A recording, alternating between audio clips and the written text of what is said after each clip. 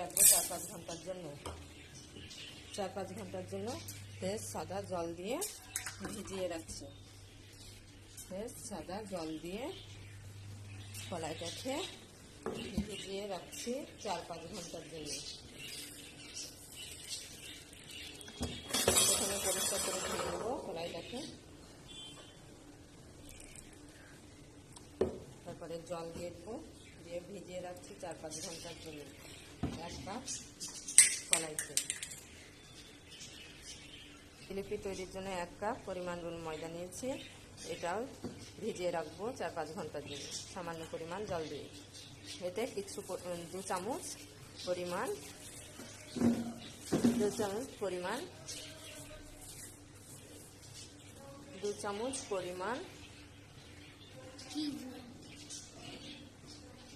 আতপ চালের ময়দা মিক্স করে দিচ্ছি। 2 চামচ পরিমাণ আতপ চালের ময়দা মিক্স করে দিচ্ছি।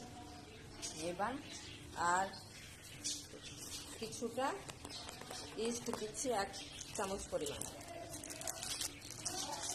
এতে ইস্ট দিয়ে দিচ্ছি 1 চামচ পরিমাণ 1 চামচ পরিমাণ ইস্ট দিয়ে দিচ্ছি। এটা 4-5 ঘন্টার জন্য ভিজিয়ে রেখে দেবো। দিয়ে ঘুরে আসছি কিছু 4-5 ঘন্টা পর। গুঁড়ো করে নেওয়ার জন্য আমরা মিক্সচারে ডালগুলোকে ঢেলে নিচ্ছি।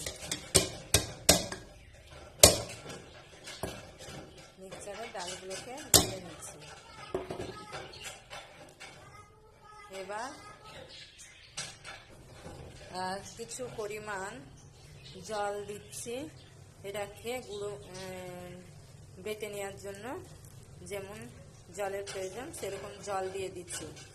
আর ভিজিয়ে রাখা রুল ময়দা আর 1/2 কাপ রুল ময়দা ভিজিয়ে রেখেছি 4-5 ঘন্টা আগে। আর এতে দিয়েছি 1 টিস্পুন পরিমাণ 1 চা চামচ পরিমাণ ইস্ট, 1 চা চামচ পরিমাণ ইস্ট দিয়েছি। আর দিয়েছি এতে 2 চা চামচ পরিমাণ আতপ চালের গুঁড়ো। এবার ডালটাকে গুঁড়ো করে নেব, নিয়ে আমরা জিলিপি তৈরির জন্য ব্যাটারটাকে তৈরি করব। ডালটাকে গুঁড়ো করার জন্য মিক্সচারে ঢাকনি লাগিয়ে দিয়েছি। এবার মিক্সচারটাকে অন করব। মিক্সচারটাকে অন করে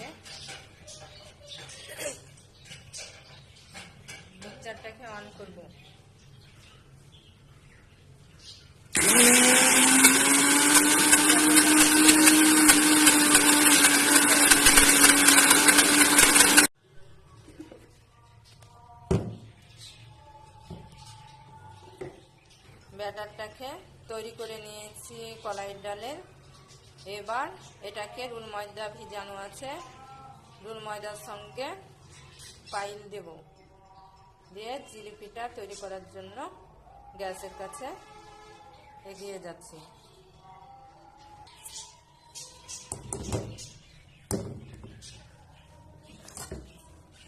কলাইয়ের ডালের ব্যাটারটাকে রুল ময়দার সঙ্গে পাইল দিয়ে দিচ্ছি।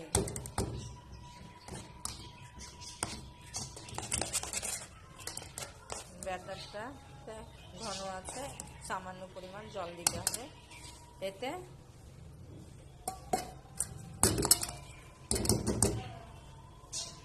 1 চা চামচ পরিমাণ টক দই দিয়ে দিচ্ছি।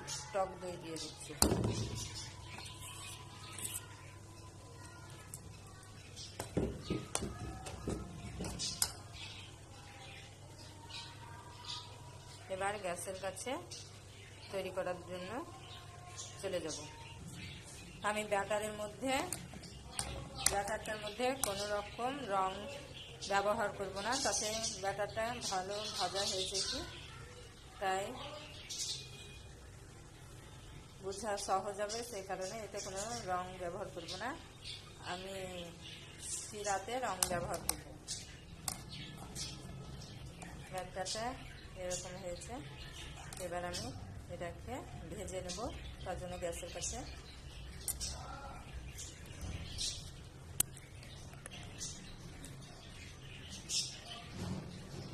এটাকে ভেজে নেওয়ার জন্য গ্যাসের কাছে